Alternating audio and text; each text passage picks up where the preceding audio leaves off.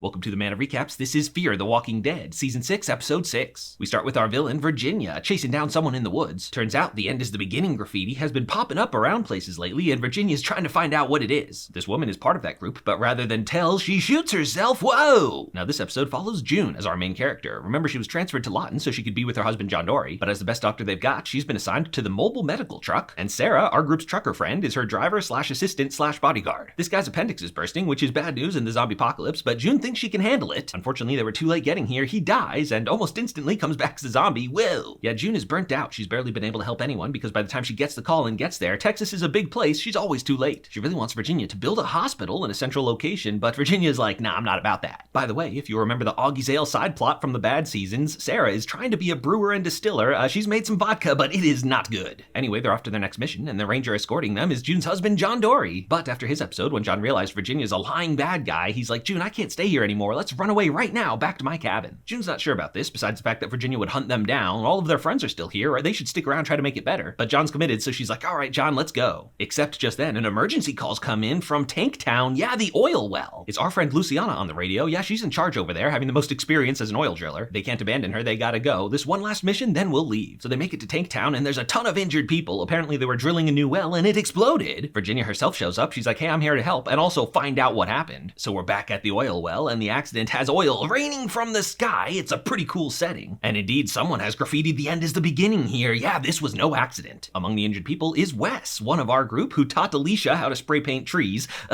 Besides that, though, he's a pretty good character, and unfortunately, he's got shrapnel in the belly. Just then a zombie attacks, and they take it out, but wait, it scratched June real bad. Someone duct taped razor blades to the zombie's fingers. What? Anyway, they're gonna get Wes back to the medical truck, but Virginia's like, hey, we've got some questions for him first. We found spray paint in his trunk. It's like, yeah, girl, I'm an artist. That's my whole thing. I don't know anything about this end is the beginning stuff, but Virginia won't let them move him till she interrogates him. She's pressing down on his wound to make him talk. He really seems not to know anything though, so finally June gives him the tranquilizer and they're moving him to the truck. Unfortunately, someone they already put in there died, turned into a zombie, started eating all the other ones. Ooh, they're not saving anyone today. In the big zombie fight, June's like, yo, I got this, get the truck out of here. Just then though, the wind shifts, the fire's moving, oh no, big explosion! Virginia and June made it to cover, but when Ginny wakes up, oh, a zombie's on top of her, she's fighting him off, but no, she got bit. Being a hardcore zombie apocalypse survivor, Ginny knows it's time to amputate that hand. But June takes the axe away like, hey, you're a bad person. I think I'm just gonna let you die. They have a bit of a scuffle, but June gets the upper hand. While she's holding Ginny, she talks the rest of the gang through the surgery to save Wes. Then Ginny and June have a real heart-to-heart. Virginia's all like, hey, I know you think I'm the bad guy, but everything I do is to keep people safe. I'm not evil, I'm just a hardcore pragmatist that does what needs to be done to ensure our future. June's like, I don't believe you, I'm still gonna kill you. But then Ginny starts crying, talking about her little sister Dakota, like, fine, just please take care of her. This reaches June. She decides, oh, fine, what the heck? Let's amputate. So our villain Virginia's lost a hand. Always a cool thing that happens to a character. Merle got a sweet knife, maybe Virginia will too. They get out of there safely, but Tank Town, unfortunately, is beyond repair. No more unlimited gasoline for these people anymore. Our crew's all like, yo, June, why did you save Ginny? You should have just let her die. But June's like, hey, something good came out of it. She agreed to build us a hospital. And allowed to come work with us in it is Sarah's brother, Wendell. Yeah, cool trucker guy in the wheelchair. But now John comes up like, hey, I've got the car packed. Let's get out of here. And June's like, yo, I just got a hospital. I've got to stay. John's like, June, Virginia tricked you. She's bad to the core. I can't stay here anymore. But June's committed. She's like, John, I've run away too many times before. We've got to stay here and try to make the world better. So as the gang's all headed back, John takes the scouting detour. He was going to go on with June and they were going to bail and run. And it looks like he still might bail and run even without June. Well, what's going to happen? Find out next time on Fear the Walking Dead.